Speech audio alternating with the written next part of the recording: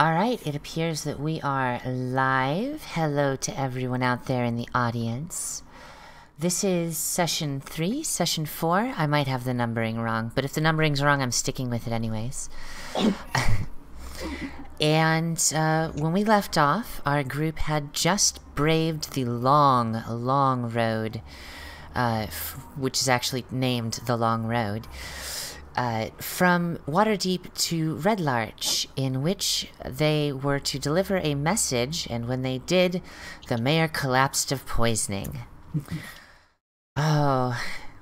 They also trapped a slave, a half-orc slave, in the process, which is fucking hilarious. I was not planning on that, and I love when my players throw me a curveball like that. But yes, where we left off, most of you were at or near the mayoral house. Your friend, God, her name, Idra, was off somewhere at the quarry, the One Shield quarries, and the kobold desk clerk, who is a slave to the mayor, had already run out the door in order to get people's attention because he thinks the mayor's dead. So let's set the stage. We are inside the entryway to the mayor's house, where the kobold's desk is, and the mayor is slumped against the little kobold's desk, just barely recovering from the magic. Thank you for that little ring. From the magical assistance used to stabilize him from the poisoning. Seth, are you in human form or cat form right now? Oh God, it's been 2 weeks. Let me think. Does anyone remember? I think you escaped as a cat and you hadn't transformed back yet. Right, because I think that is correct. And the rest of you, I think the rest of you are at the house. We didn't have markers for the city because, well, until now, combat wasn't a thing. So, when we left off, we had discussed my potentially getting rid of, trying to get rid of the poison on the note that was in there. I thought you were going to make a copy of the note. Well, we wanted to get rid of the evidence. But if the note went missing, obviously, I mean, the kobold knows that there was a note. And the kobold went to get the guards from he's rushing. No, he's rushing. Yeah, he's rushing to the inn to get the attention of those guardsmen who were in the office before. Right. So, yes. So, that is... So, there's no one else in there right now, right? No, it is you guys, the mayor, and approaching soon is the carpenter who was on the road outside when all of the kerfuffle started. All right. And what skill would I have to use to attempt to remove traces of that poison? I can't remember what we discussed before regarding that. Just say them shop. Oh, hold on. Let me minimize my thing. Skills. Here we go. Would it be, disable the device, I guess? Disable device would be what we do to remove traps. What gear do you have? Just regular leather. Huh. Peeking at your character sheet right quick. Yeah.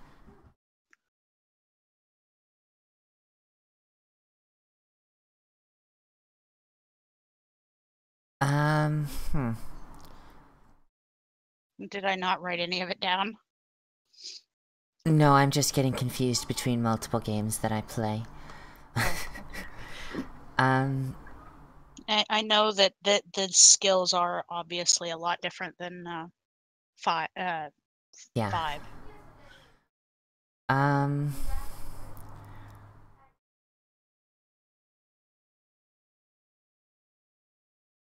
This is something the best that I can come up with for this on the fly is that you would need both a disable device and a heal check.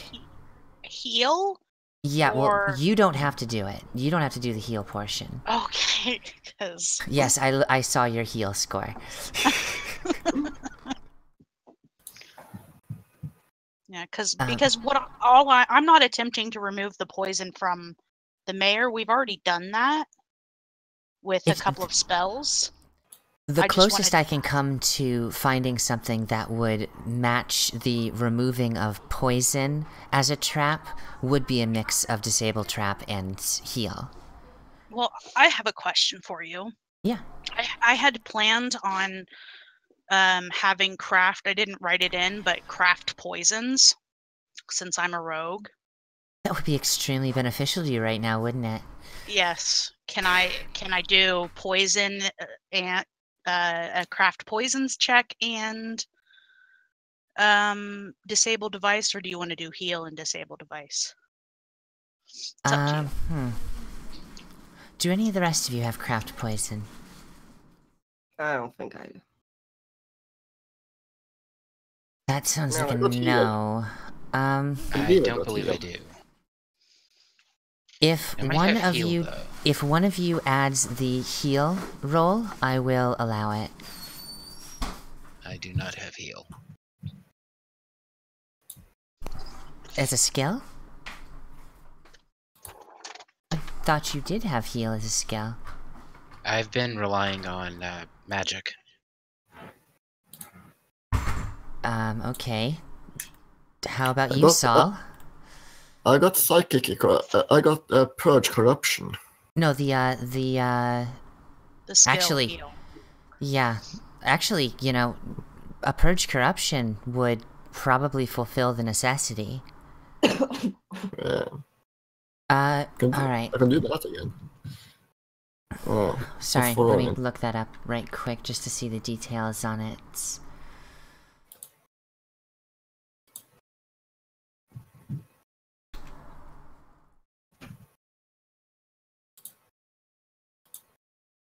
I'll be back in a few minutes. Mm-hmm. Oh, he got a phone call. Oh, okay. Alright, yes. You do Adwa, you do a disable device, and, Adakeen, I need you to give me a caster level check with a DC of... 16. Okay, I just need to check something. 27. Alright, so... I also need you to choose something that you're using to hold it, because it is poisoned. Okay. So, like, if you have a leather gauntlet or something of the like. Right. Well, I assumed that was part of my leather outfit. Let me ask you this: as far as armor goes, when we're considering what armor somebody's wearing, is that like the whole kit and caboodle, or is that just like a chest piece? Usually it indicates if you're actually talking about armor in Pathfinder. If it states that it's just a breastplate or a cloak or the like, then it's just that item. Otherwise, if it just says armor, then it's a whole set. Okay, well,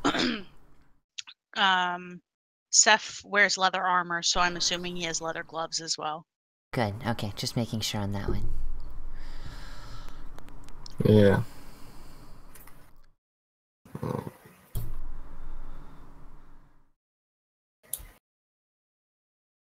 And I still need your remove corruption. Yeah, just checking how many bonuses I got. I got 3, 4. Yeah, 4. No. I only have 3. Damn it.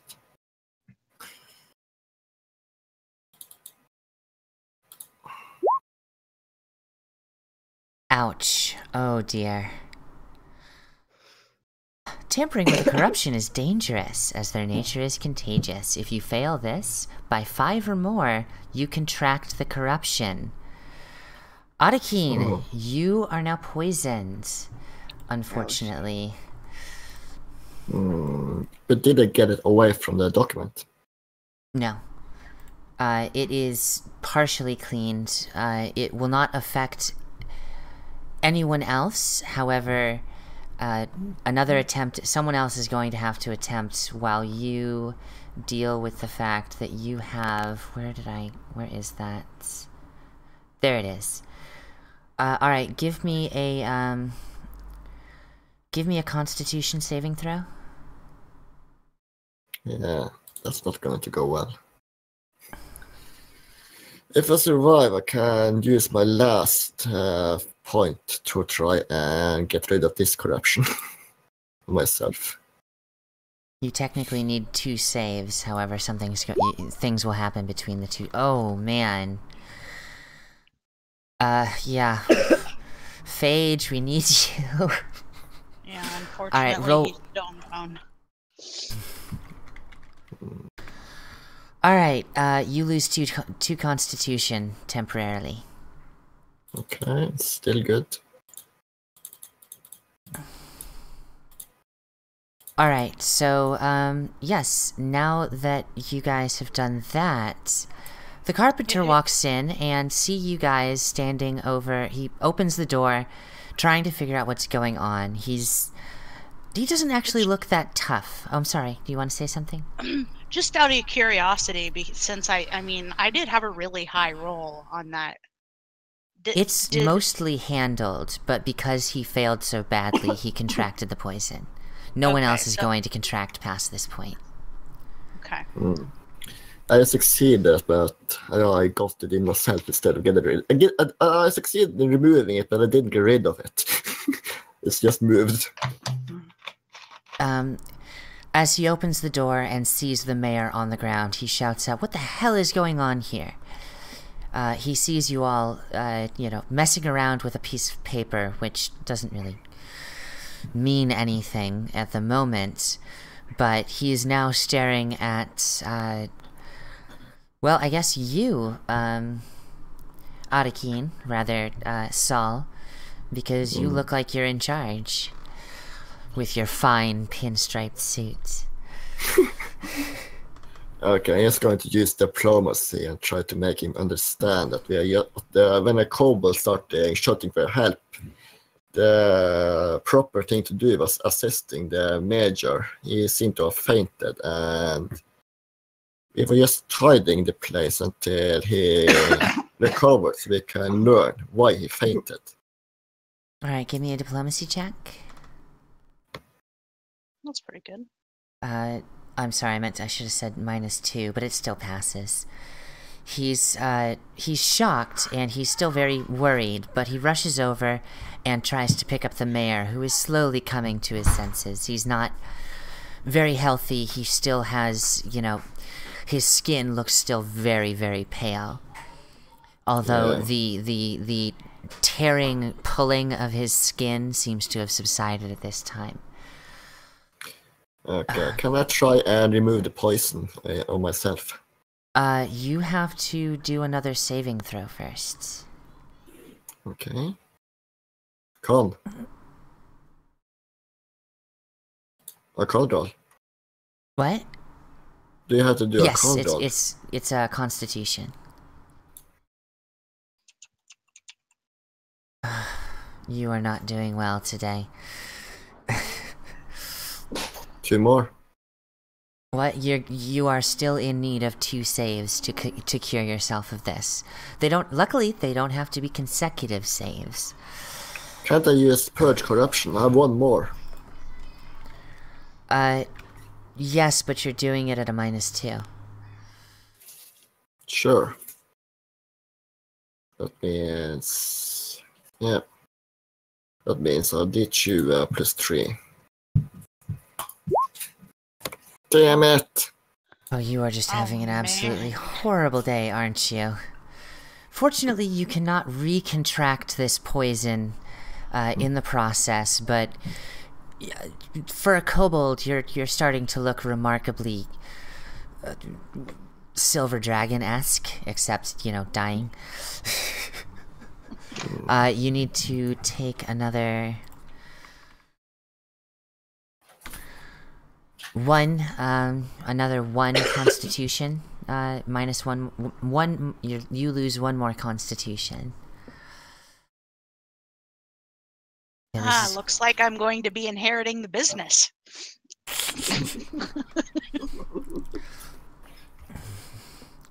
Well, he's cat. So not fortitude save. No, you're rolling against your Constitution here. Okay. I need to know what that is. Something. Is there anything that any of us can do to help? Possibly. I mean, it's not like this is the only house in the city.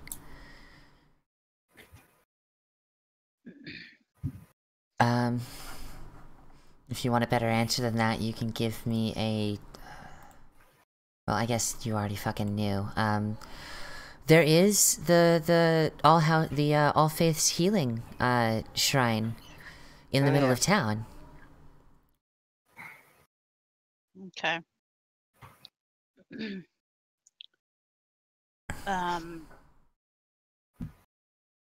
Yeah.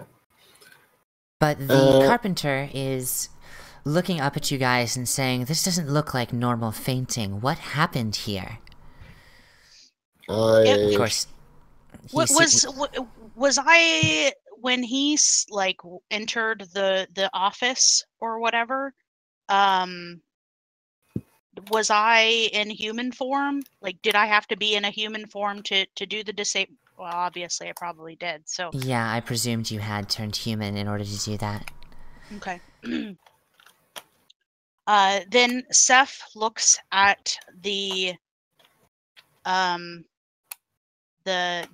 carpenter and says, "I'm not sure. It looks more like," he sighs, "he's an old man. It looks like he might have had some shocking news." Give me a diplomacy check. All right. 20. The carpenter nods. Yes, he has been getting quite old. It has seemed like everything has been affecting him harder recently, but this is more than I've seen him like this. Quick, someone help me carry him to the shrine. We might be able to help him further. As well as your friend, who appears to be getting more and more pale by the moment. Yeah, very good idea, I say. Seth walks over and helps the carpenter, putting the mayor's one arm over his shoulder. In the meanwhile, he just picks up Saul and come on, let's go. By the way, Saul, what's your constitution at?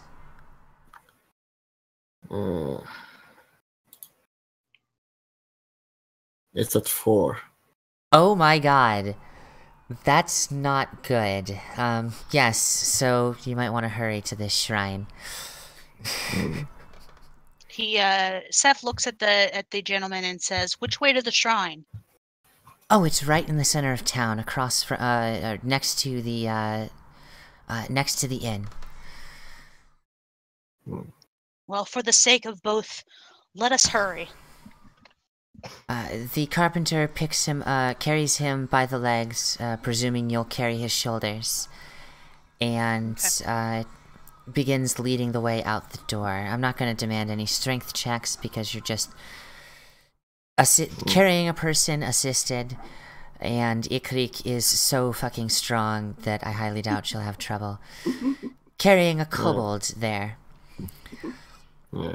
On the road, so no one else is staying behind, right? No. I would assume not. I'm going to assume Tegwin is following behind as well.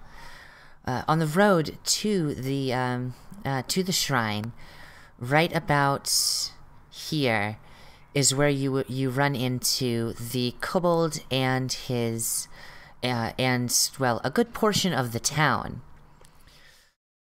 Not only are the Neverwinter city guard there, but elders and the barkeep, a number of people have left the inn to figure out what's going on. And when they see you carrying the mayor, one of the guards starts to shout, "What do you think you're doing?"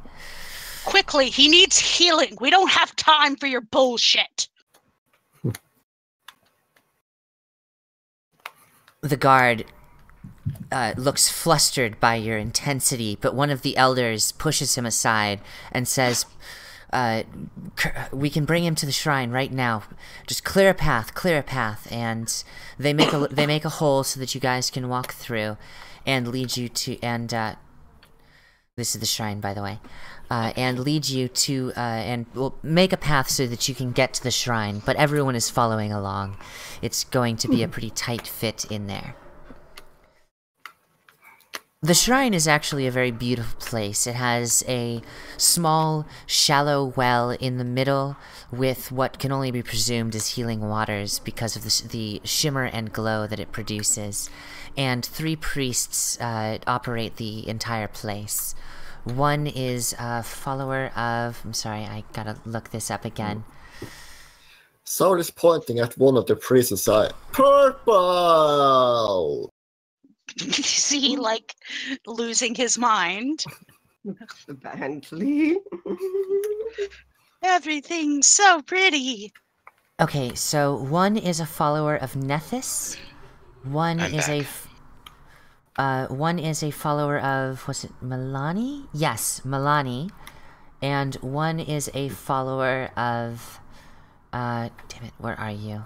So Nethys, Milani, and... Sorry, I'm not nearly as organized as I'd like to be because I've been doing research on other things. Gorham. Okay, so we have, does anyone have religion? By the way, I kind of moved Tegwin for you while you were gone. He's basically following along as the group carries both the mayor and the Saul, who has failed his checks twice and is rapidly losing his constitution. And his mind. Yeah. You said knowledge religion? Yes.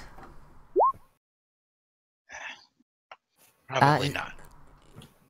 That will get you one of the gods, and that god is the ascended god Nethys, who comes from the Maelstrom. Someone Seth might actually be fond of. Because this is a god of multiple forms. So is he a does he have a Mulhorundy part? Is he also part of the Mulhorundy pantheon, like how Bast is? Yes, he okay. Yes, he has followers in multiple groups, and he's an ascended god essentially. Okay, hold on. Which one was it? Nethys, Nethys. And the clerics that follow Nethys tend to do a mixture of combat and healing. And the person you meet is actually a very beautiful young woman who has shaved half of her head, as is common for the followers of Nethys. On the side of her body, where she has shaved her head, she is also covered from head to toe in tattoos, and in her hand she carries a two-faced mask of Nethys. She turns around, she's the one that turns around and greets. When she sees the mayor being carried, she immediately jumps to her feet from her desk. What in heaven's name has happened here? Or rather, what in the Maelstrom's name has happened here? She rushes over and she clears off her desk, essentially making a bed, because there are no beds in the shrine. Making a place to lay him down, and the follower of... who did I say? Gorham? Yes. The follower of Gorham does the same. The follower of Gorham is a druid a strange druid. He's enormous and wears a bear skin. Seth with nods to the carpenter who's helping him carry towards the follower of Nethys, and he nods as he passes and is putting her down and says, "May Nethys guide you well. He needs help. I'm not sure what is wrong." The follower of Gorham looks at Ikik and doesn't really talk much. He just kind of grunts, points at the sick kobold, and then points at his desk. She approaches and gently puts him down. The one time in her life.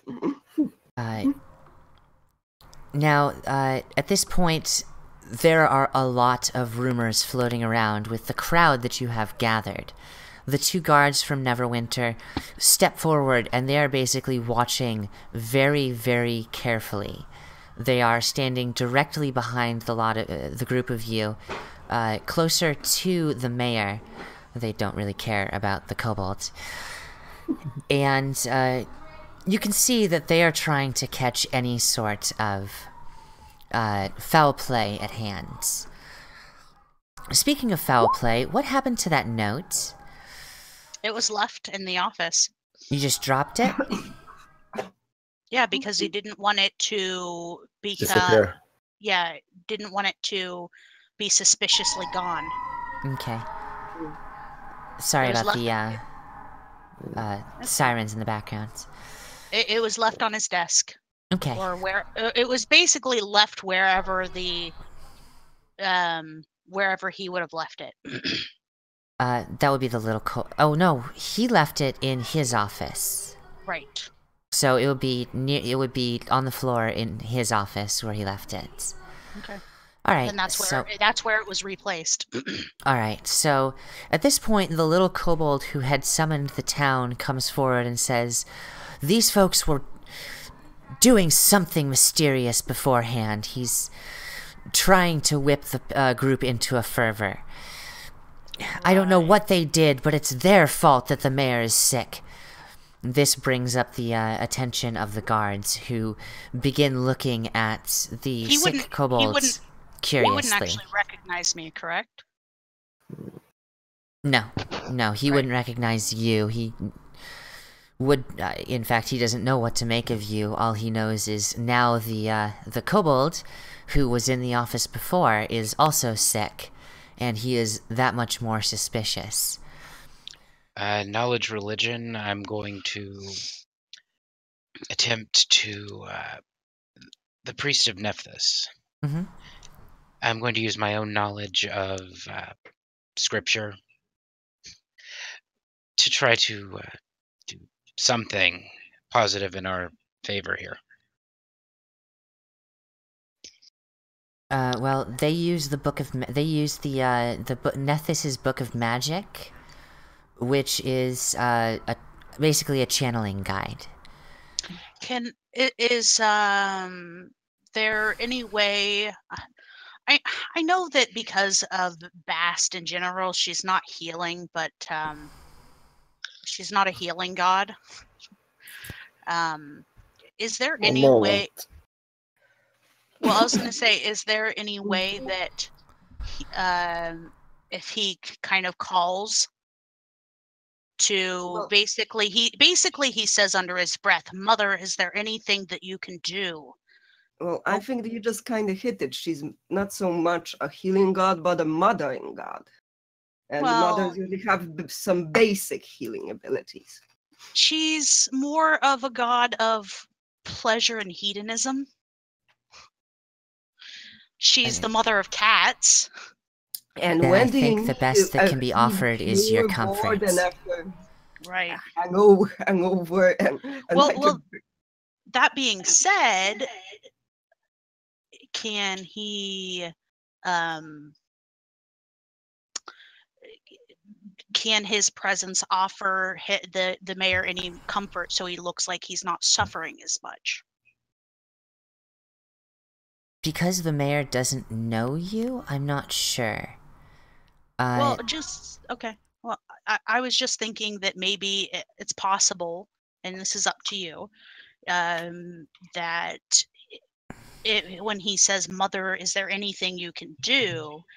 that maybe she infuses him with some kind of calming, like if there's any way that he can exude a calming kind of aura to like help calm everyone down. I'm having a Bates Motel moment here. That's awful. Give me a knowledge religion check. Or, no, not knowledge religion. It wouldn't be knowledge religion. Wouldn't be use magic device. It wouldn't be spellcrafts. Huh. What would you use to imitate a prayer in a roll? Diplomacy? Just give me a raw wisdom check. Oh God, really? All right. It's not a very high DC, don't worry.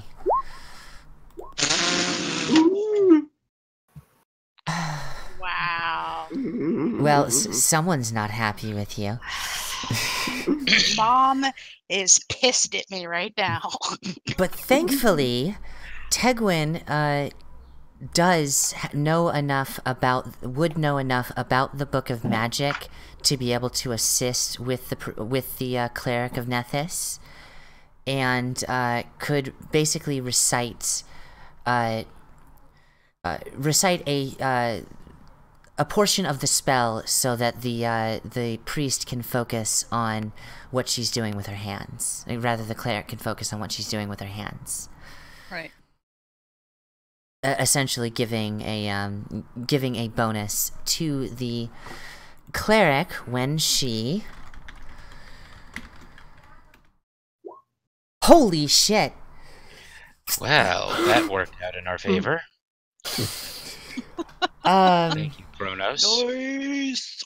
So, she begins channeling, and a bright white light fills the room. And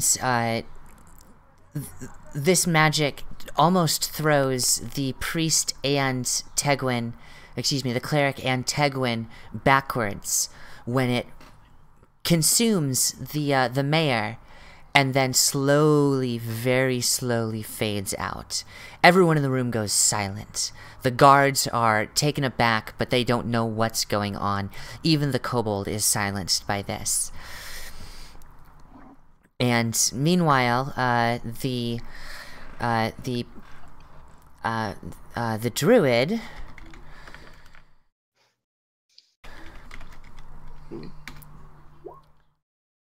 is able to actually make the first save for Otakine's character Saul. Nice. So Yay. Saul is starting to recover. You get your one Constitution back. So now you have a whopping 5 Constitution. And I don't have to resurrect him yet. and the cleric of Nethys turns around to the druid and says, "Quick, while we still have the blessing of Nethys," gesturing to you, Tegwin, to assist. All right. You don't have to make another roll, since you clearly, your character knows what to recite while her hands are working. That works. It's not a crit. You don't get to glow as brightly as the mayor did, Otakine, but it does look like you are going to be fine, and you do get your last 2 points of Constitution back. Yay!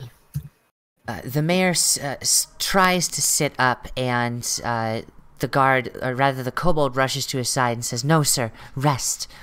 You're okay. You've been helped. The healers have helped you." I'm going to give... do I remember what the kobold said earlier, or was I too far gone to remember it? You would have been pretty far out of it, if not unconscious. But do you have a general feeling that he said something terrible about us? Well, you didn't get poisoned until after he left, so your assumption probably No, would no, be no. that. No. I think he means the kobold attempting to whip up a frenzy against us inside Right, the temple. right. Well, you wouldn't know that he said anything at that point, no. Okay. And it looks like the kobold is very tightly connected with the mayor, so he's more interested in the fact that the mayor's going to live than paying any attention to you right now. Wait a minute, Nephis is female? Is Nethys female? Did I mess that up? Well, no, No, Nethys is male. I'm looking at a Syrian pantheon thing, relationship tree, and it says that Nephis is female and is married to Set. What? Oh, Maybe. Well, where you come from, they worship Nethys as a female. Whatever. Was she the one with wings?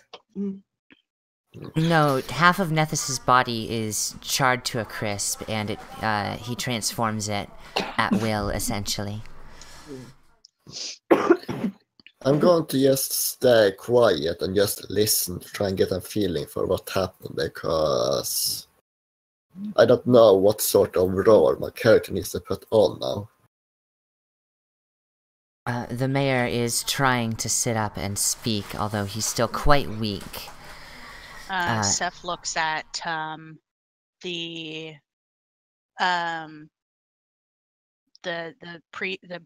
cleric of Nephis and does a fist and palm kind of bow and says, "By the power of Nephis," just kind of putting on an air of mysterious foreigner who helped heal the mayor.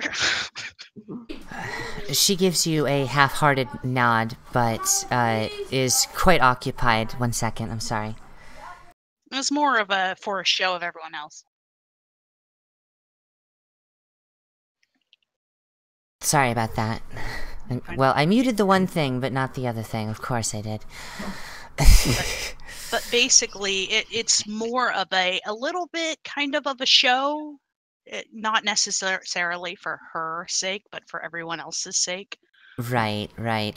Well, she is actually scooping a cupful of water out of the shrine, or rather out of the well, and carrying it over to the mayor, helping him sit up and providing it to him. These priests are not that talkative. Right. They are very focused on people.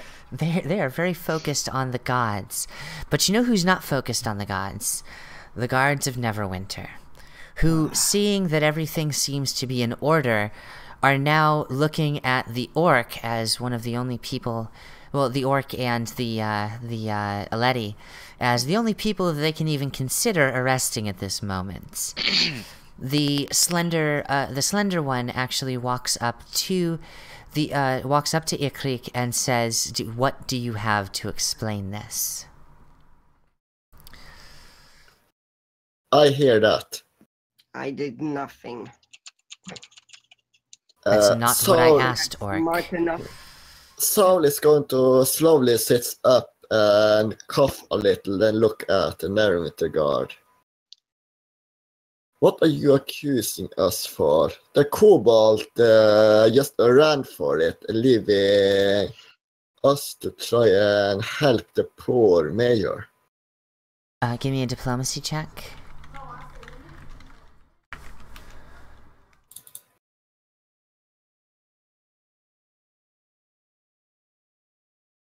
Just a moment.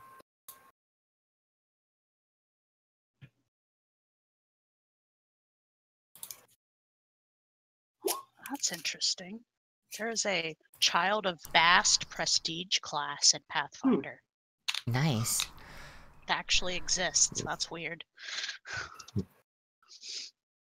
Well, you pass, but he's still a bit frustrated. He believes he takes what you say and says, nonetheless, The mayor was in perfect health before you all showed up. Could you please explain to me what in the 7 hells is going on here? His much larger guard steps up behind him as if to give him intimidation backup. However...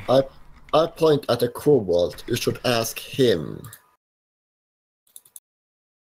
The little kobold is panicked when he is addressed and says, "What are you addressing me for? I've done nothing. I've only served at the behest of the mayor this entire time." You were the last one seen with the major. You ran for it, leaving the major.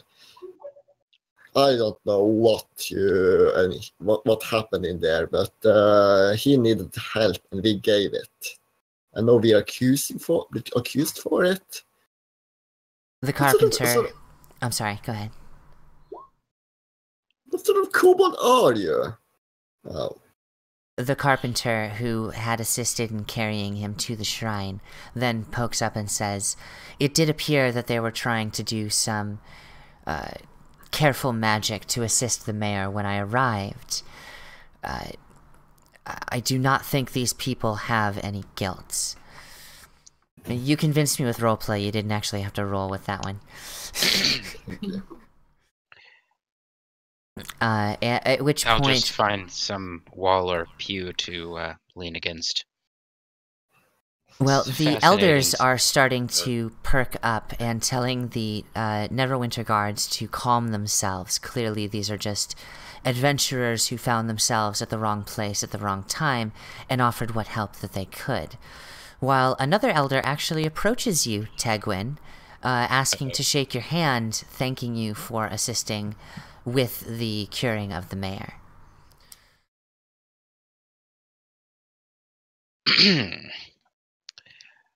I'll wave it off and explain that I'm a plague bearer and point at my bandaged hands. He nods and steps back a bit. He's a bit taken aback, to say the least, and then he looks at you. You have been taking your herbs and medications, yes? Nod my head solemnly and hold up a bag of them. He lets out a sigh of relief and returns to the group. Now, adventurers, who among... Oh, by the way... Adventurers, who among you are in charge? This is the mayor asking all of you, by the way. I look back and forth among the group, but if the group doesn't say anything, then I will try and step up as the leader.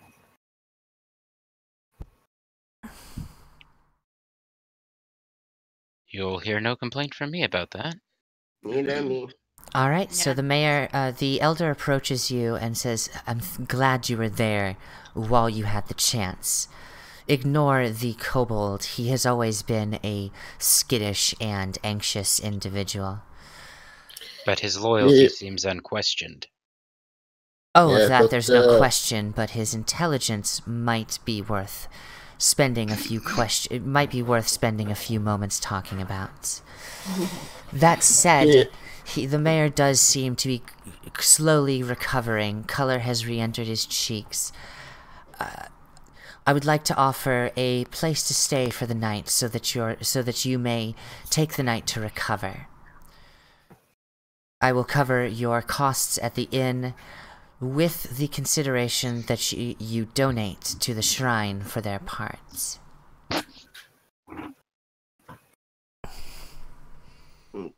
This, of course, gets the attention of the shrine clerics and druids, who look up and go, "Ooh, donation." I think I'm broke, or I'm near it. Everyone else has been taking all the monies. Yeah, but I'm going to cover any expenses you have, so... Seth steps forward and he said, "I don't know, what's a reasonable donation?" Well, your standard donation would be 5 silver. Okay. He looks at the priest, the cleric. Sorry, I keep saying priest. The cleric of Sorry, Memphis. I do it too. Yeah. And hands her 10 silver. She bows much more acknowledgingly at this, and thanks you profusely, holding on to it for now. How long was the trip from Waterdeep to here? Nearly a day. It's approaching sundown. Would that have been enough to, while walking, polish one of those jewels I'm carrying? You would have had to... Oh, you did, didn't you? Yes. I just haven't made a roll for it yet. No, it wouldn't be done till tomorrow. Because, rock polishing is a 2-day thing.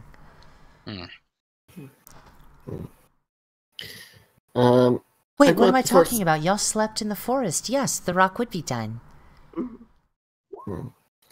I'm going to check if that's a first... pretty... that's a shiny rock. I'll drop it into the bowl. Bing. So there's still trinkets here? For the most part, this is a place where they sell potions and potion ingredients. No trinkets. I'm not asking for magic. I'm just thinking souvenir, something that say I was here. You can buy what are they called? I visited Red Larch and all I got was this stupid shirt. You can buy... But we did get a souvenir. We've got an orc. A half-orc. Half-orc, yeah. God, what are they called? They're called sell... maize, and we have one. I'm talking about things that can be purchased here as compared to stolen from the forest. Half-orc. We could purchase a half-orc here, I'm sure. Let's get another one. They have one that can cook, actually. I'm sorry, we do not sell slaves here, says the cleric of Nethys, but says we do have channeling items. What are they called? The focuses. Thank you, focuses. We do have focuses from different gods if you would like to purchase one. I just want a trinket, just something to make me remember this place. Talk about them. See if they have anything. It can be it's basically typical crap that is sold for gold. So, go ahead. I'm sorry. Well, I was just going to say for future reference, according to this, some of the domains, one of the domains for Bast is protection, which is also what Nethys, the closest Nethys had to healing too. So yeah, just something to keep in mind. Although technically magic is a catch-all domain. Oh, that's true. That's true. Okay, I'm going to give 3 gold to each of them. They offer in return 3 runes of a rune of healing, a rune of... Let me look up some more runes. While he's doing that, you said this is an all shrine. So is there like a general, just like a general place where Seth might be able to go to meditate? At the back, there is an altar with pillows arranged in front of it in order for kneeling, praying, and meditation. Okay. Seth's going to head that way and kind of meditate and try to contact his mom. Why is she mad at him? Yes. I'm sorry, Mom. Okay, so one is a rune of cure light wounds. One is a rune of time. Congratulations on that one. And one is a rune of scrying. Interesting. What does rune of time do?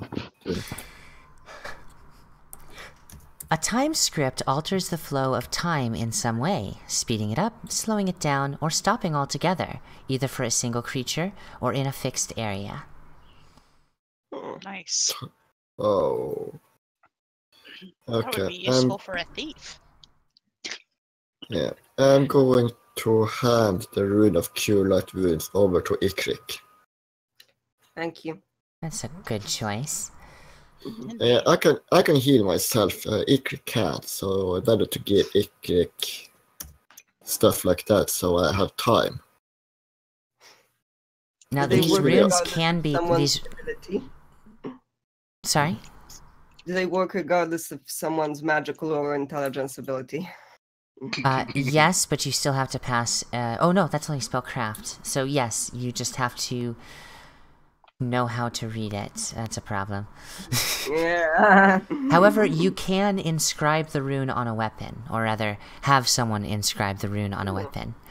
The townsfolk, especially the elders, are starting to view you all as heroes, rather than a threat to the town. So I doubt you would have much trouble getting these weapons, getting weapons inscribed with these runes.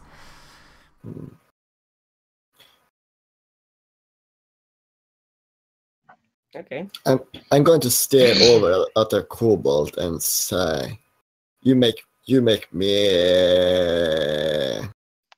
feel bad for kobolds if you are one such thing." The kobold is angry but taken aback by what you say, and flusters to try and say something, but for the most part just embarrasses himself, stuttering and trying to spit out something angry. The mayor touches his kobold on the shoulder and says, "Pay no mind to it. You are still my servant and my trusted servant." Yeah, I nod to the major and say, I understand your relationship and I respect it, but if you ever think he needs more training, my services is always available. Because even there always is a hardcore or a diamond in anything. It just needs the moment to comfort, even in someone like him. Seth, give me 10 gold. I hold out my hand. Seth is at the back of the shrine right now meditating. No, you were meditating. Now you're being asked for 10 gold. So you went to the back of the shrine away from everyone? Yes. Now give me 10 gold. He doesn't even look at you and hands you 10 gold. I'm going to go buy a suit of leather armor. That wouldn't be a bad idea now, would it? I presume you're not going to haggle at all? Nah, no point. I got the 10 gold. You caught Seth when he was distracted because he's distracted because Mom's mad at him. Yeah.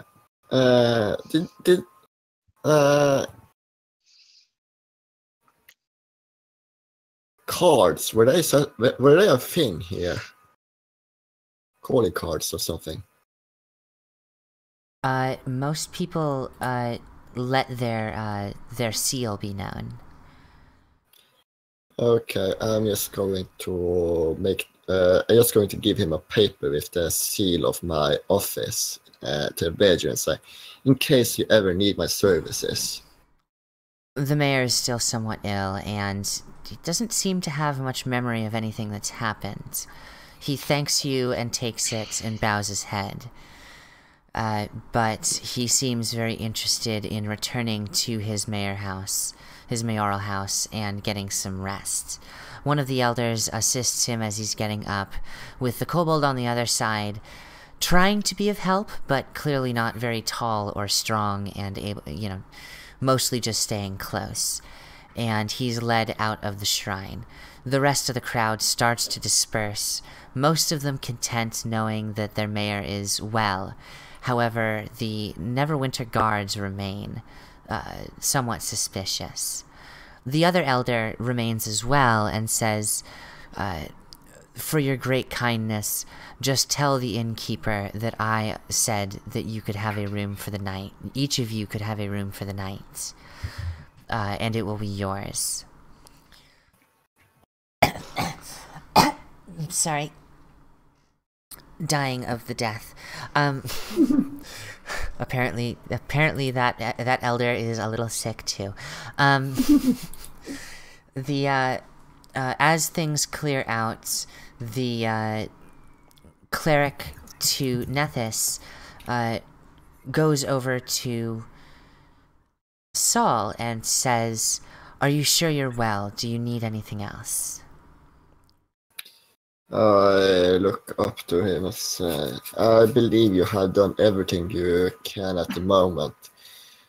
And I don't believe there is any more issues presently.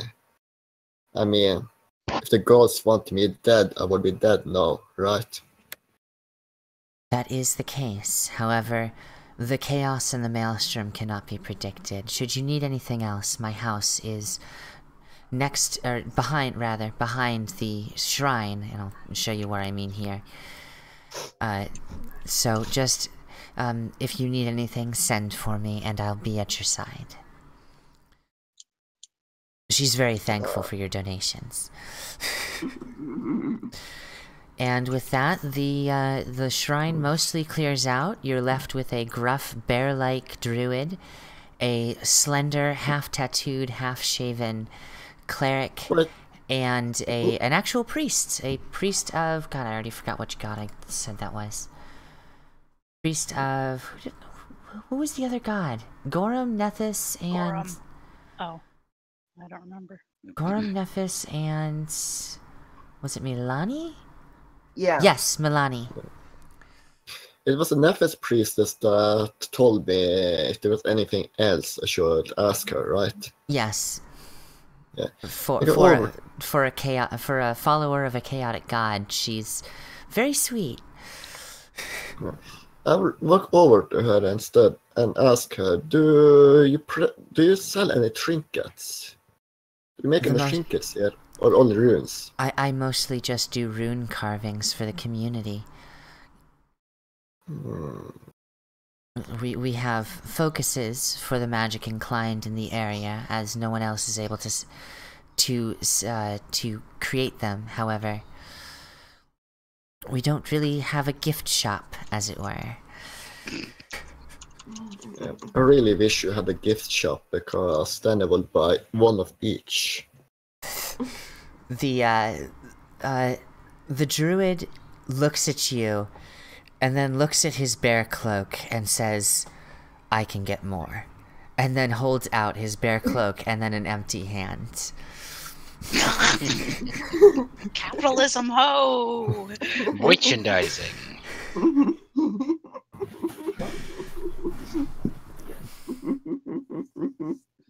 Hey, it's a trinket. Well, you wanted it. The cloak. It's a skin, but yeah. Yeah. Does it look comfy? Yes, it's Does it? It's the skin of the skin and fur of a white bear from the spine of the world, which is far north of here. And it looks clean, and it doesn't smell bad. Well, I mean, it doesn't. Wait. I'm not there to haggle. Never mind. It was being worn by a very large druid, so I mean, it smells like a very large druid. Yeah, but it's clean. I mean, it's he has generally taken care. clean. Yeah. Might have that smell I of burnt study him oregano for a about moment it. and say, Patchouli. 5 gold or 10 gold? It's a lot of money. For It's bear. a white beer something.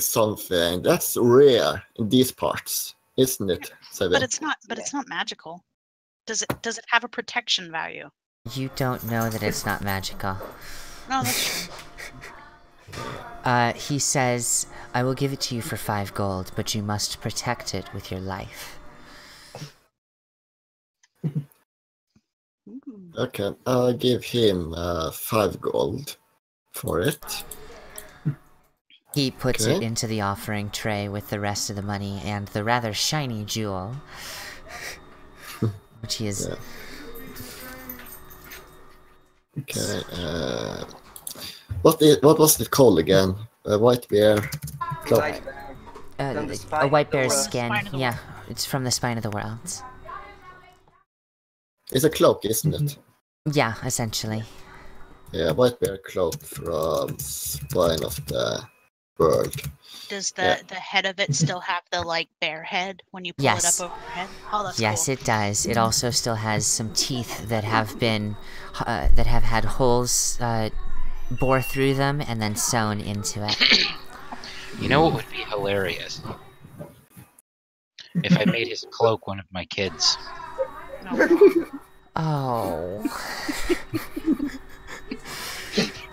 So while this is going on, and I imagine Seth will probably end up meditating for a while, but does he have any success at all contacting Mom? Yes. Your mother does want to speak to you. Very good. He asks if she is mad at him. Can you link me something on Fast right quick, just so I can have it on reference? I will give you the Sharis page, which is... Now, is there a cheap shield? Someone's worried about taking damage while lobbing magic missile over and over. Go lay down, Well, baby. given It's the okay. fact that I don't have a spell failure chance in light armor anymore, I figured it was about time I get something else I can throw an enchantment on. Not a bad idea. And then there was also this. I'm going to donate 1 more gold to each of those other priests. 4 gold What each so each? far. That's impressive. Yeah, and not You to are them making you are making friends, my dear. yeah. Just I a said moment. to them that I will likely return here in a couple of months unless business takes me here earlier. So maybe you have something nice then. I nod to them. We will do our best, the cleric of Nethys says. And she actually seems quite enamored with you. It's hard to tell just what she's thinking, but she's got a smile she can't seem to break.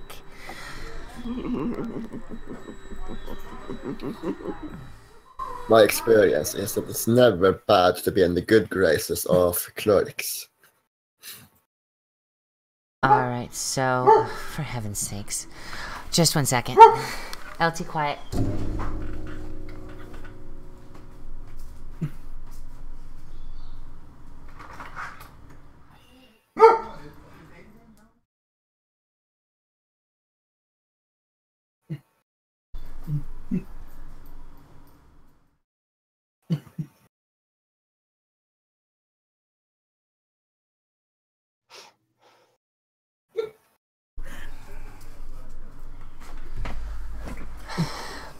Sorry, I live in Grand Central Station right now. But yes, the sun is almost set. It is getting quite late. LT, quiet. The dog is barking. And, yeah, it looks like it's about time for you guys to start, heading to the inn, unless there's other things you want to do. I know Tegwin is out shopping, so... Seph's meditating. Right, and Seph is meditating. What do you two want to do? I presume, I don't know. I'm not going to presume here. Food. Well, the inn is available. It is kind of a tavern and inn. Talking about black butter.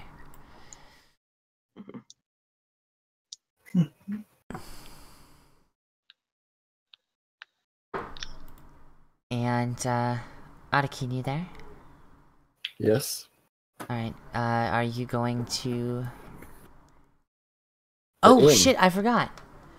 I forgot that we were doing Ajua's meditation and talk with... I'm sorry, so much is going on. Fine. Right, so... in your minds, Bast appears before you as... Well, she looks like one of her celebrants. Okay. Shaved head, fine white dancer's dress. And she asks you why you are assisting a devil.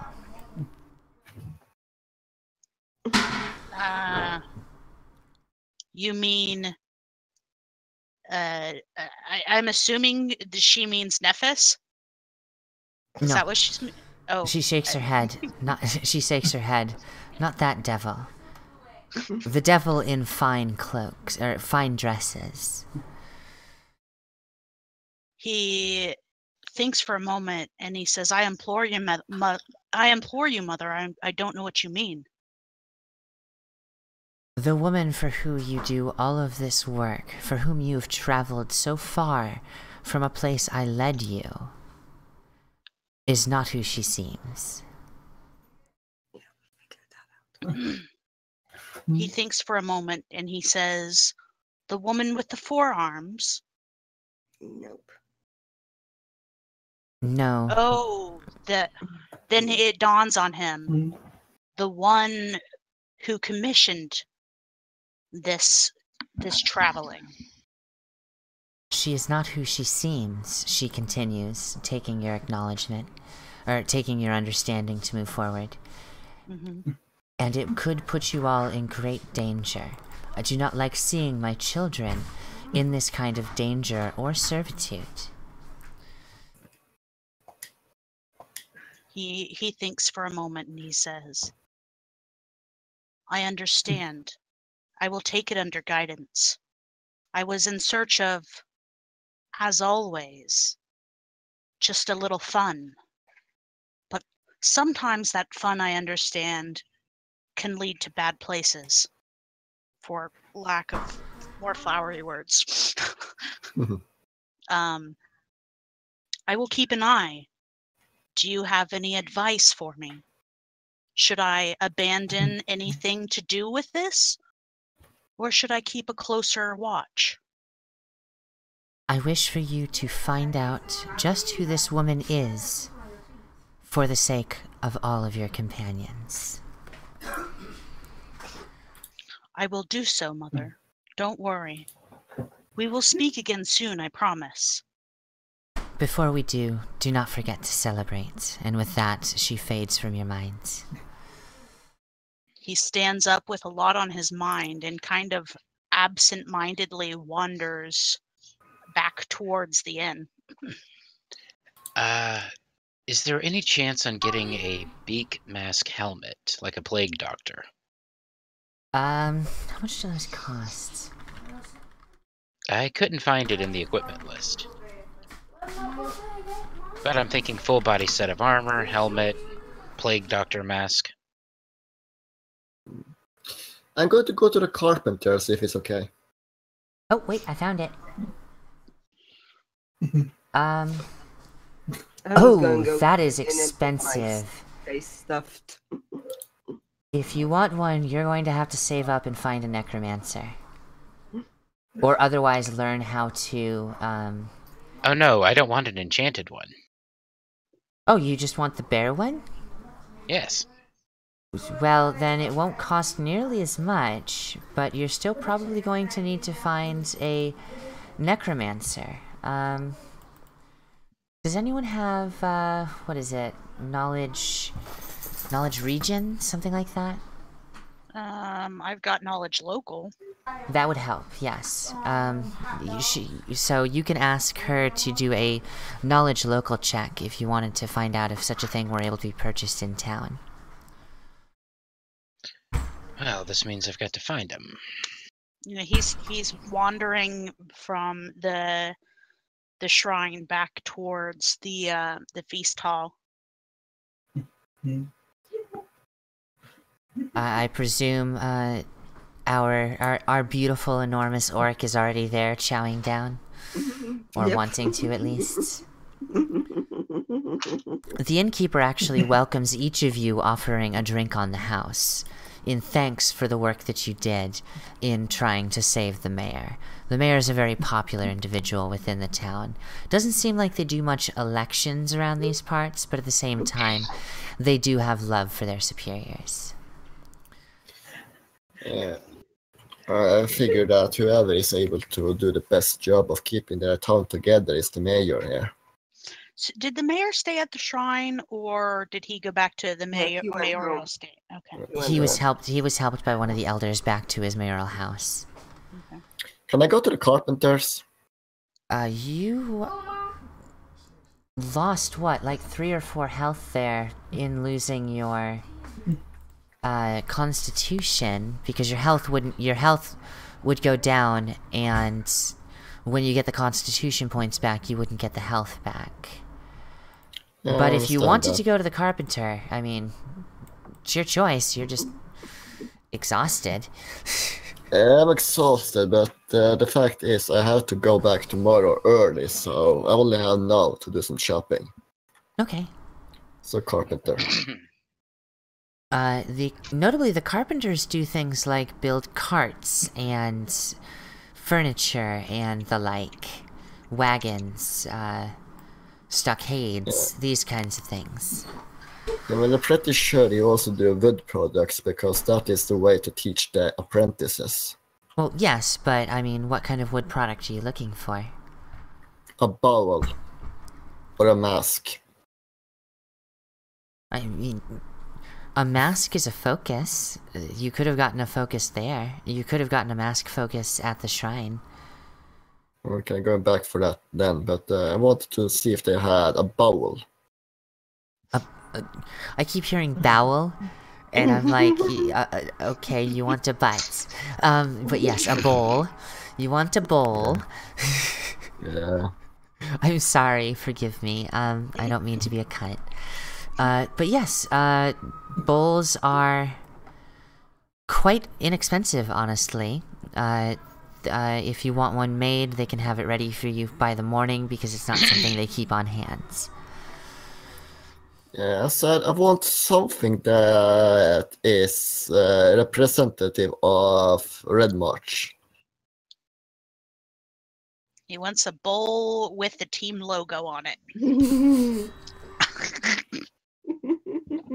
Does Red March have a logo? Or an insignia? Doesn't look like it. Does Mandiver have one? Yes, Mandiver does have one. So he says, I can inscribe, or rather carve, Mandiver's sigil into your bowl for you, and it would only cost you 6 gold. Jeez. Excuse me, 6 silver. I meant 6 silver. I'm sorry. Okay. Yeah, that would be a perfect souvenir to let me remember of this place and this moment. You can wear it on your head. Well, I will carve it out and have it for you first thing in the morning. You can pick it up when it's ready. okay. You get the money then. Is that okay? Yep, and just make sure to take it Yeah. out of your silver pieces. Yeah. I just asked him if I can choose the bowl he is going to inscribe. Go ahead. Okay. I'm just looking at the perfect bowl that will fit my office. I don't know what your office looks like, sir. I'll describe it to him. I will do my best. He describes a bowl with a ringed rim, so carved so that it essentially has concentric rings as the bowl comes up to the edges, so 3 rings there, and the mayor's family insignia at the bottom of the bowl in the center. Okay. And if you sign it yourself, or whoever is making it, I'll throw in 1 more silver. Certainly. He looks quite happy. He does not mention that he would have inscribed his signature on it anyways on the bottom. Okay, I think I found something that would be suitable, the doctor's outfit. Possibly. Doctor's mask, 50 gold. Okay. 50 Actually, gold. yeah, that's exactly what I was... Jesus. Hey, can I borrow 50 gold? No. I am not sugar daddy. Shake that moneymaker. Yeah. Shake your cattail, shake your cattail. Actually, those would be sold at the not the smithy, the outfitter. Yeah, I'm going back to the shrine and see if they have a focus mask I can spy. The focus masks that they sell are masks of Nethys, masks of Gorin, masks of Milani, and then they can oh, and also Abadar, Amadeus, Kylene, Aristeel, Torag, Orgathwa, and Zon-Kuthon. Okay, Nephis is chaos, right? Yes. Okay, which of those other gods are chaos or acting or entertainment? Well, Or the illusion? Amadeus is the Dark Prince, Lord of Hell. Let's see. Abadar is a god of labor. No, he won't work. Gorum is strength, battle, weapons, and the thrill of the fights. No. Let's see.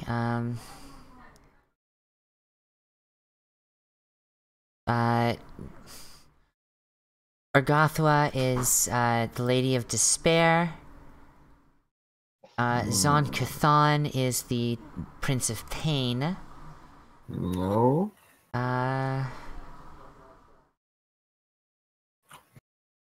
Shellen, the Eternal Rose. They don't have any Bast masks. No, that's that would that's be a your long pleasure way mask. away. That's a long way away. Well, I mean, they don't have any Sharis masks either. The Eternal Rose, what is that? Oh, Zon-Kuthon? The Eternal... Oh, no, that's not... I'm sorry, Shellen. Shellen is the Eternal Rose. She is... neutral good or chaotic good, depending who's following her. No, I'm going to piss her off if I use her mask. No.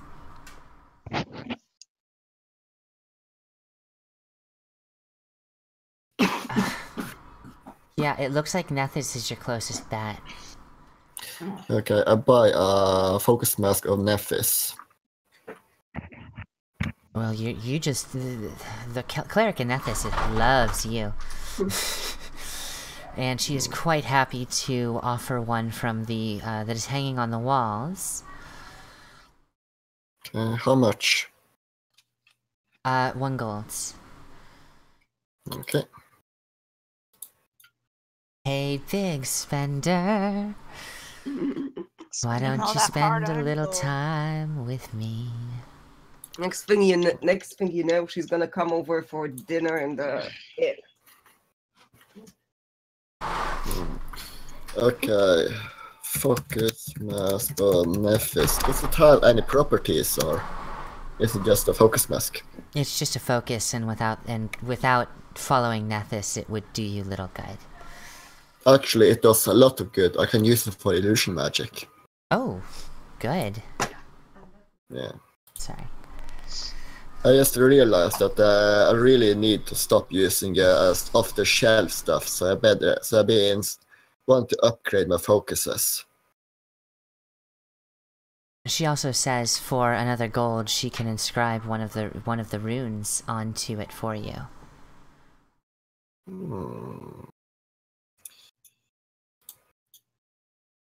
Let's see now. I only got.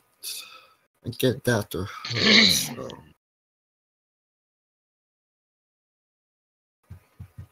Which would make the focus, you know, of use to you. Could she add... do you have any other runes? Any illusion runes? Let me look up illusion runes right quick.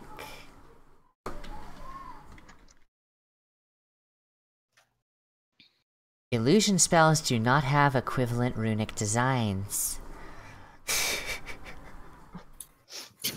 Typical. However, you can get Counterspell, Dispel Magic, and Negation inscribed. Counterspell. Right. Yeah. What did you say again? Counterspell, Dispel Magic, and Negation. That'll be useful. Yeah, I would like that. Which one? Counterspell? Wait. Counterspell or negation? What negation does? Negation unravels and destroys magical energies. This functions as Dispel Magic, except as noted here. Negation can be used on scripts and spell effects alike. For every runic charge overloaded into this script, you gain a +1 to your bonus, +1 bonus to your Dispel check. And given that instead of a script it would be a focus, you would still have a +1 to Dispel. So it lets me dispel stuff. Yeah. Yeah, I take that. Alright, she sets the mask down on the table, gathers some tools and ingredients, and begins working on that, and says she'll bring it to you at the inn later, but she is quite worried about you and wants to make sure you get your rest. Hold it. Yeah, I toss 2 more golds to the bowls then to cover expenses. She is smiling ear to ear as she picks up her hammer and chisel and begins working. Yeah, and then you funded that. You have funded them for like a year. Okay, more like a month, but still. Yeah, and then I'm going to head back to my room at the inn. And my character just realizes that he will likely return to them with his focuses as when he gets better focuses. Well, given your class, I mean, every time you get a new school, there's no reason you couldn't add a focus to fulfill a purpose. Yeah, I mean, I'm getting the new conjuration focus now. That is what I got from Carpenter. Yeah. Yep, bowls. Conjurers love their bowls. As do gamblers. Yeah. Notably, negation is a destruction spell, whereas dispel magic is a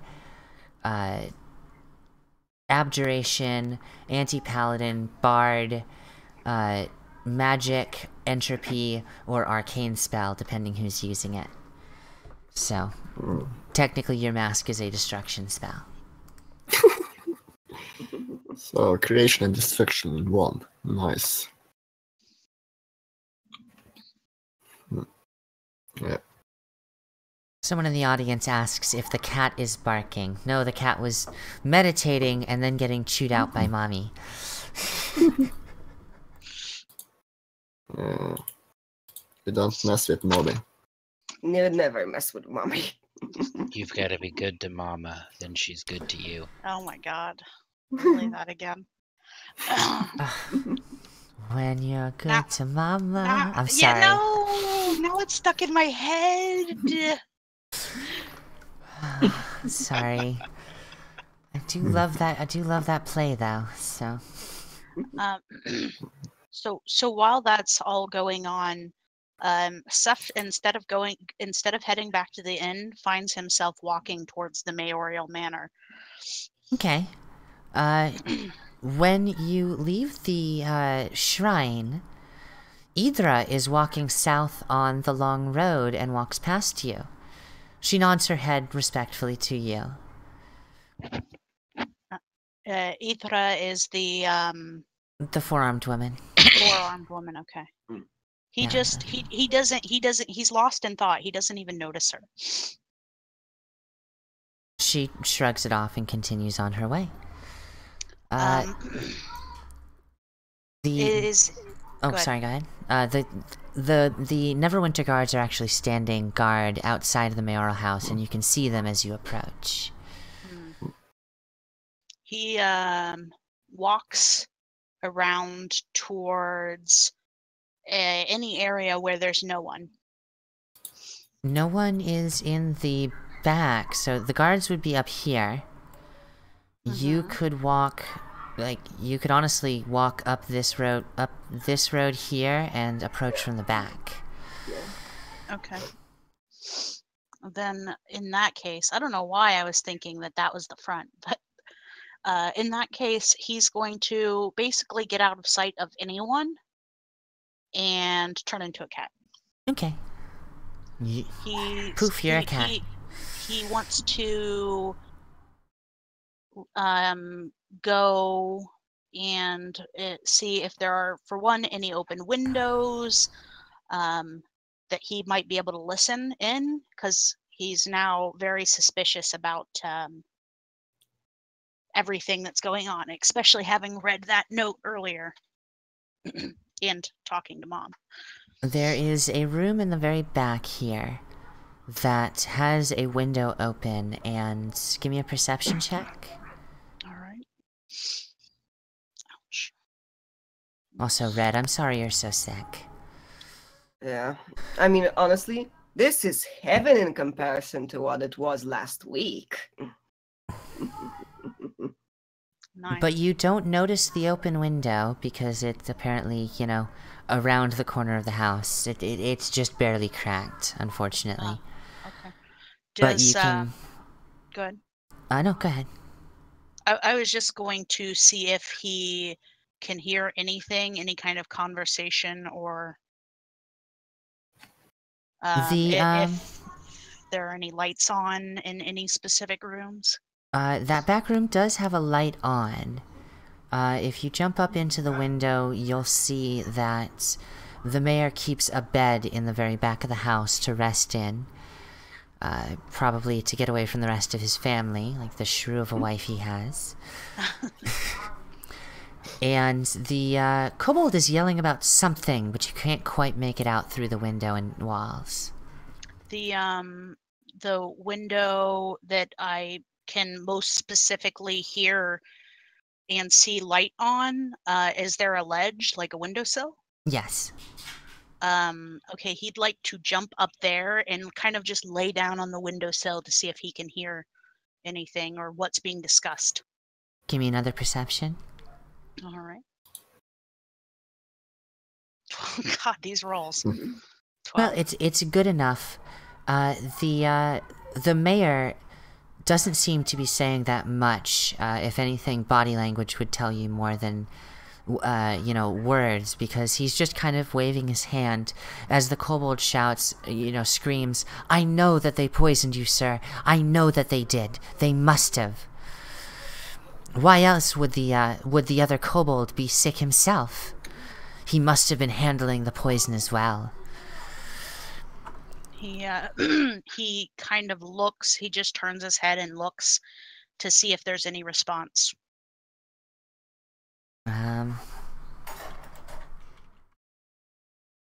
Is this the window that's cracked?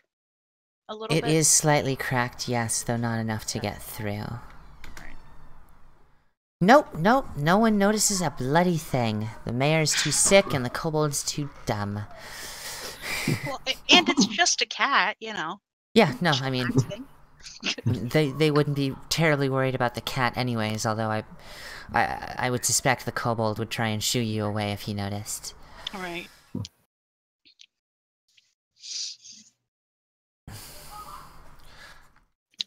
So does the mayor give him any kind of response? I meant to GM roll that, but don't worry about it. I was flipping a coin to see what happens next. Okay. The mayor points to the window and says, "It is far too cold. Can you close that window for me?" Pointing to the window that you're sitting in. He just sits there. The kobold comes over and looks at you, takes a moment, and then puts his finger under the ledge of the window, or the edge of the window, and just gives you a quick little pet, a soft pet, trying to, like, nudge you away while he closes it. He and kind of moves his tail out of the way so it doesn't get squished in the window. Otherwise, he doesn't seem to care. Cats aren't very unfamiliar around here. There are a number of stray cats. There are much fewer dogs, honestly, although those dogs that are around are decently well trained, including the one that's coming up to you to start barking. A dog comes up this road, probably from one of the nearby houses, and starts woofing at you in the window. Seth says in animal speak, shh, shh, be quiet. But the dog's eyes get quite wide. He hasn't been spoken to in a while. He lets out a little whine, and then lays under the window with you. Good dog. The Seth kind of shimmies up to the window, like presses himself, including his ear, up to the window to see if he can hear anything. The kobold is asking if there's anything else he can do. The kobold sounds quite exasperated. It's as if he's been trying to convince the mayor to do something about y'all for some time with no luck. Okay. Well, if the kobold ends up leaving, Seth will hang around for a little bit more to see if the mayor starts talking to himself after his little shock of the note. Given how dark it's gotten, the kobold says that he is going to head back to his house, which is a shack, and if anything is needed, he only needs send the Neverwinter guards for him. And with that, the kobold walks out the door. All right. He doesn't actually leave the house, though. You can still hear him ruffling around both in the entryway as well as the mayor's office. Okay. Meanwhile, the mayor just rolls over and tries to get some rest. He's had a very long and stressful day, and there are parts of it he can't remember. Right. Okay. Seth, he jumps down from the window. The dog lets out a little boo. He's not actually talking much. He doesn't know what to say. He's just trying to get your attention. He jumps down and he looks at the dog, and he says, "Is there something you wanted?" The dog looks around and then just looks at you more. He's got somewhat of a hungry look in his eyes. Ah. He goes, "Cat friend, not food." And the dog responds in animal, No, not food. Are you hungry? Yes. He jumps down. He gives a sigh. He says, 1 minute, stay right here. And he walks over towards where the guards were to see if he can hear any potential conversation between the guards. The guards are still standing post here. However, they are mostly just leaning against the wall and talking to each other. They're not really paying close attention. The guards are discussing what when they're going to leave in the morning and if they'll be able to with the mayor in such a state. And the slender one, who is clearly the more intelligent of the group, of the two, states that they might have to take the mayor with them. Interesting. Okay. If he waits a few more minutes to see if he hears anything else, and if he doesn't, he goes back to the dog and says, "Come, let's go find some food." For the most part, they just start talking about how much they want drinks, so at that point, there doesn't seem to be much going on with the guards, and the dog will follow you because he's not used to cats being sociable. Seth goes back to the tavern, and when he's outside the tavern, he says, "Stay here. I'll be back," or somebody will. And he goes he goes into the tavern, finds a place that's not being a dark corner or something, and turns into his human form, grabs some food, and takes it out to the dog. The bartender calls for you as you're going out the door. I didn't see you come in, and I didn't see you order any food, but you're still going to have to pay for it. He says, he looks over to Ikrig and says, "I'm with them." Yep. This is being funded by one of your elders. Oh, I didn't realize. I apologize. Go right ahead.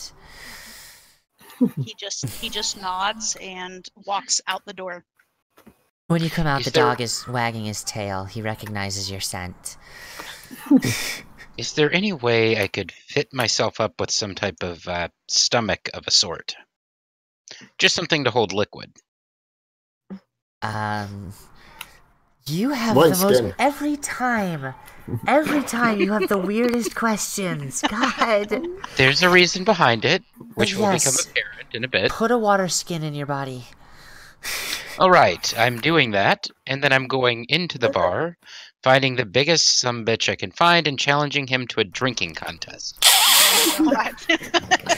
All right, well, the biggest sumbitch you can find is Ikrik. The second biggest son of a bitch you can find is a city guard who wears loose like barbarian style armor. It's not fully covering. It's mostly just a breastplate and hip guards. And so he's already he's already a few drinks in. He's human, by the way, but he is about as big as humans get. You know, approaching 6.5 feet tall. Very burly, very reminiscent of the druid that you met in the shrine. They could arguably be brothers. I'll find myself a stool, drag it over to his table, climb onto it, and say, "I'm challenging you to a drinking contest." You are so evil. Drinking contest? A drinking contest? You've got it, friend, he says, recognizing you from the group. Innkeeper, bring me more briskets. This is gonna be funny. Innkeeper, I want something flammable. The innkeeper smiles. We only have the finest wood alcohols here. Oh, God. Outstanding. She brings over. They're not quite tankards. It's something between. It's like a shot glass that's large enough to have a handle. And this is what she serves her grain alcohol in. And oh, does it smell like a fermented forest? Those are little. And so. You don't have a constitution score, so you don't actually have to take rolls in this case. But for every drink, he has to take constitution rolls. And best of all, I'm stocking up on something to give Ikrik later. Yeah, I know. The question I'll grab fuck. the mug in both hands. Are you betting anything? Drinking. Is it a bet? Is there a bet? I don't have any money. You don't need. If you want to start taking bets to the side, the little girl versus the giant, you can do that. Okay. Well, in that case, the fact that you're a little girl does bring the attention of the entire inn. They want to see what the fuck's going on. Okay, so in that case, after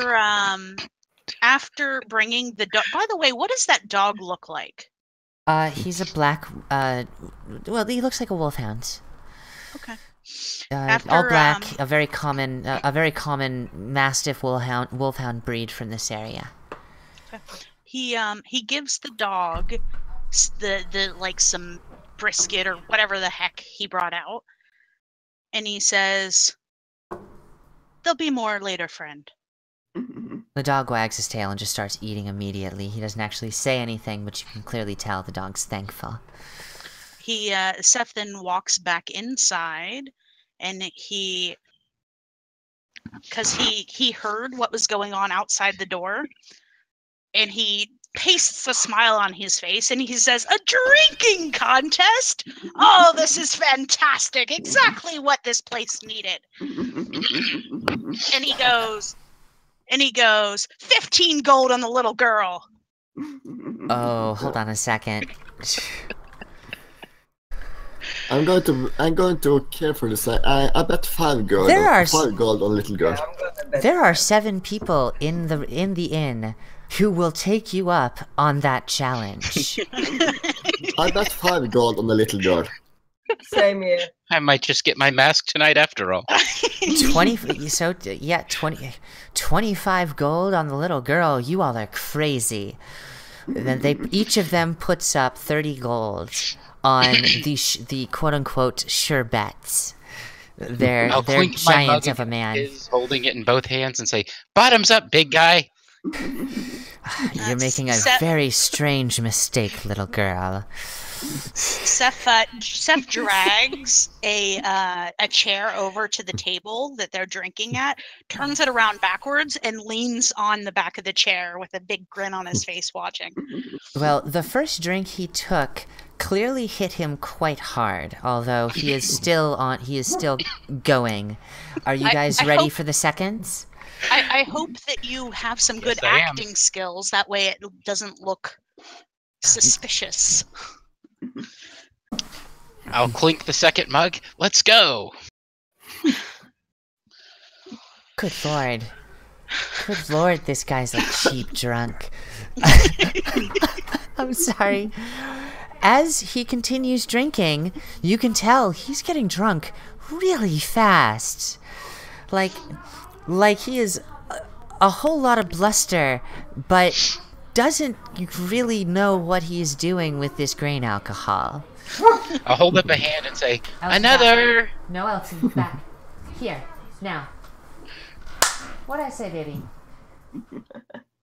He looks at you curiously, wondering why the room isn't spinning as much for you as it is for him. I'll sway myself back and forth a little bit.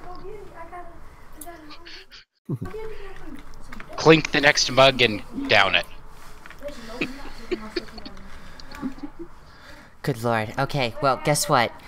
At this point, he tries to take a drink, but he spills a good portion of it on himself. And as he tries to retain his composure, he falls out of his chair. Wow. So, his rolls are terrible, by the way. These rolls are atrocious. Just know what the hell he rolled? 7, 9, 8. He has not been hitting the 10 DC on this at all. Did his mug land safely on the table? Because if it doesn't look like it is, I'm going to grab it. He spilled most of it and drank the rest of it, and then it goes to the ground with him. It's still in his hand. Yeah. The entire place is in uproar because they don't know what's going on. Climb onto the table and start trying to dance. Seth just raises his brow and he says, "This is it? This is the one you bet so much on?" 18 on my dexterity roll to dance. Well, you're quite the fine dancer for Bones and Bones. One of the bar patrons is utterly shocked and tries to encourage him. Get up, you can do this. It's just a little girl. You can outdrink her. And he struggles to his feet, taking a knee before climbing back into his chair, and the 4th drinks come to the table. Well, I'm downing it. Oh my god, this is the worst luck I've had rolling in a long time. He rolls another 9, and he gulps down the glass with an angry look in his eyes, trying to keep it together. Oh my god. And, angry, he calls, "Another!" Of course, he's still... Another! He's slurring his words terribly. Okay. And on this one, on the 5th on the 5th glass, he downs it, he stares you in the eyes, he stands up, and then collapses onto the table, breaking the table. Wow. He rolled a 2 that time. Oh my god. I just feel a lot close. As the table I'll breaks, stumble around the room now. as the table breaks, oops, I'm gonna go ahead and roll a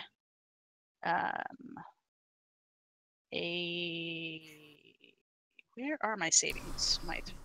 A reflex to jump back. Oh, you And I rolled get a out of the 1. way of the giants, thank heavens. He is out cold, and the bar is uproarious. They want to know how this little girl beat this giant of a man. Seth holds out his money or his hands and wiggles for the winnings, and then says, "Unless anyone else wants to take her on." Everyone widens their eyes, and Somebody, let's soon have some more drinks. 350 gold is placed in your hand, one after another. After the 7 people who took you up on that bet feel quite stupid and learn a lesson about gambling with outside adventurers. I walk over to say, can I have my part of the coin? I wagered 5 gold. So 35. 35. I pump the people around. Come on, cafe it up. Yeah, Seth shrugs and and then says, "Once we're away from everyone else." Oh, sure. I wasn't doing that to you. I was doing that to the other people that are for betting. Most of them go and get their own drink to forget their woes, notably. With their pockets that much lighter, they frustratingly just let the giant man lay there between the splinters of a table and go about their business. But Marky, where's this guy's room? I believe he's up in the one of the rooms upstairs. I hadn't really. There are 6 rooms upstairs, and you guys are taking up 4 of them. So I'm going to start trying to drag him upstairs with my mug in my hand, sipping it from it as we go. Give me a strength check. Oh, I'm going to fail this miserably.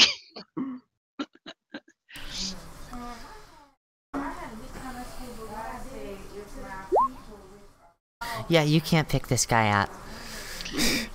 You can pick up his arm and pull, pull fruitlessly on it, but you can't get this guy up. I'll fall down, giggle, and keep drinking. Alright, anyone else gonna try, or is he going to sleep in splinters tonight? Yeah, Seth has no strength. But but you know what? Sure, he'll try anyways. He stands over the guy, smacks him on the ass, and says, "Come on, big guy, that was a good time." He lets out a loud snore when you smack him on the ass. And yeah, and you are not, and he is just not budging at all. Oh my god. He quick sighs. Fine. I know what you're trying to make me do here. The innkeeper's laughing, by the way, because this entire scene has been the best scene he's had in his bar in some time, or his pub some time. Tavern, whatever the term is. Shall I just add the gold to my character? Yeah. Well, I mean, the portion of your gold, yeah. Yeah, go ahead. I was going to, role play it out once we got up to our rooms, but go ahead and add it right now. He's extremely heavy, but you're able to heft him onto your shoulder. Yes, that was the difference. It was a difference of 1 point, Phage. Damn. You now, that would have been quite impressive. You almost did it. And yeah, his room is up the stairs and just to the right, so you're able to carry him upstairs and throw him in the bed, and he sleeps like a baby the entire time, not even noticing he's being carried. And I'm going to ask the bartender if he has anything like a souvenir of this place. The only souvenirs I have are drinks and mugs. Well, tankards. Are they unique for this? Are the tankards unique for this place? Do you really think that our tankards are unique? I just get whatever the glassmaker makes me. Seth picks up Seth picks up the shot glass with the handle and says, "Well, I've never seen one of these before myself." It's kind of like a shot. It's kind of like a teacup that looks like a shot glass.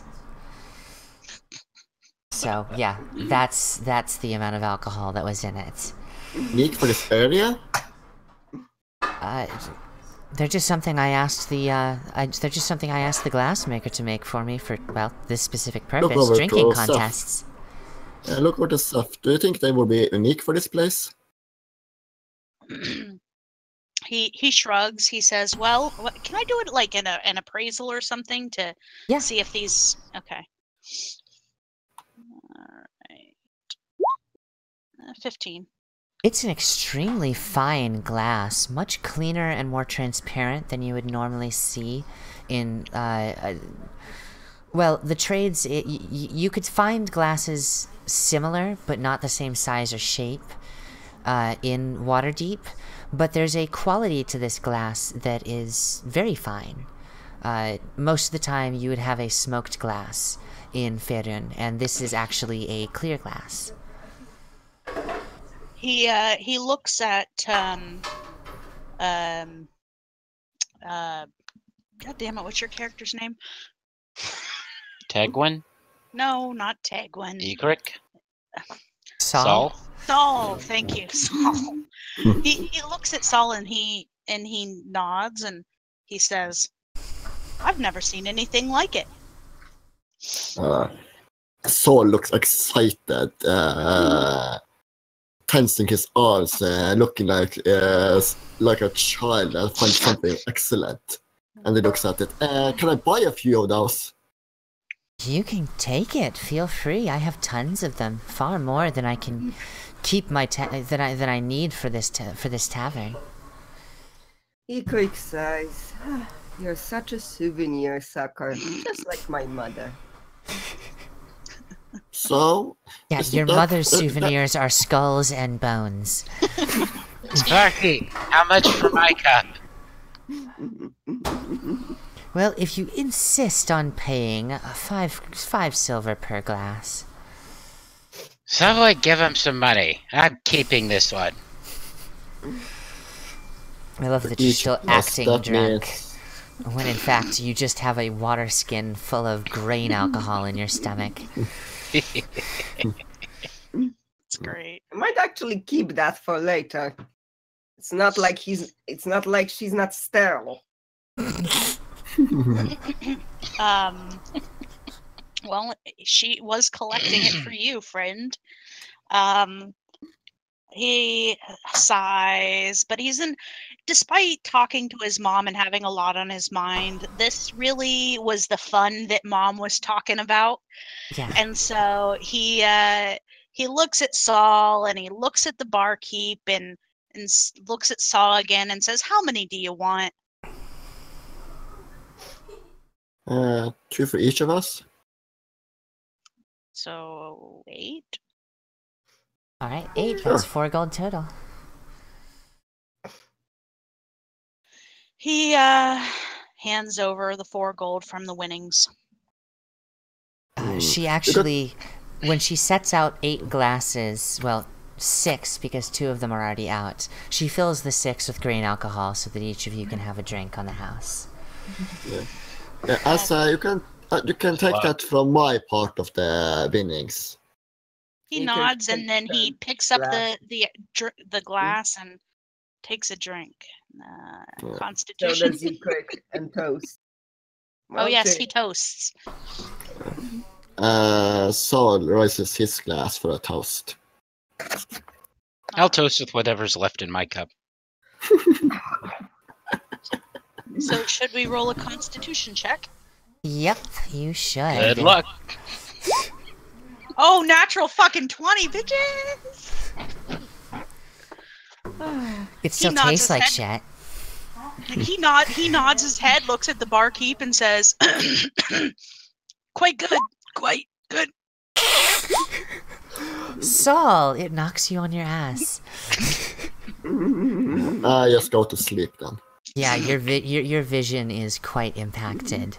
Idra actually walks in the door at this point, and she walks up to the bartender, or rather the innkeep, and offers 2 gold to rent her own room. Oh yeah, the last thing Saul says before he goes unconscious is purple. And at that point, I presume it's going to be bedtime, and honestly, my throat is still killing me. I'm still a bit sick. Red is quite sick, and I know she needs rest. So I'm gonna call this one here for now. This has been a fucking fun match. Oh, thank you guys. Same here, it's been fun. Alright, well, you guys have a great night. Wait. We have one more thing to do. We have, you each get 600 experience for the show. Okay. Because you guys did quite a lot, all things considered. And, Seth, you've made a friend, or I guess the term would be ally. Are we talking the dog? Yes, the dog had no the dog had no collar and does seem somewhat without leader. And it's aware that you can shapeshift between a cat and a person. So, it's quite fascinated. Well, I was considering asking him to come along with us, so Doggy! Whereas Saul's gonna have a menagerie of animals. Alright, cool. So 600 points. That puts us at... Are you thinking about when I get 4,200. leadership? 42. Or 4,250, excuse me. Here is the stats on the dog. He's hairier than a bull mastiff. He looks like a very dark-haired Tibetan mastiff, if you want a description. Okay. But yeah, he's got an armor class of 13. He's got 5 fort save, 5 ref save, and 1 will save. He moves at 40 feet per second, so he can keep up with Iklik. His strength is 15, his dex is 15, his constitution is 15, his intelligence is 2, as was probably made obvious by the conversation. His wisdom is 12, and his charisma is 6. I think he's got higher wisdom than me. But yeah, he also has the feat Tenacious. When ordered to track prey, he receives a +4 bonus to any will saves against enchantments or illusions. And the DC of any handle animal skill by anyone other than the dog's master is 5 higher. Nice. Bull mastiffs can carry a light load of up to 99 pounds, a medium load of up to 200 pounds, and a heavy load of up to 300 pounds.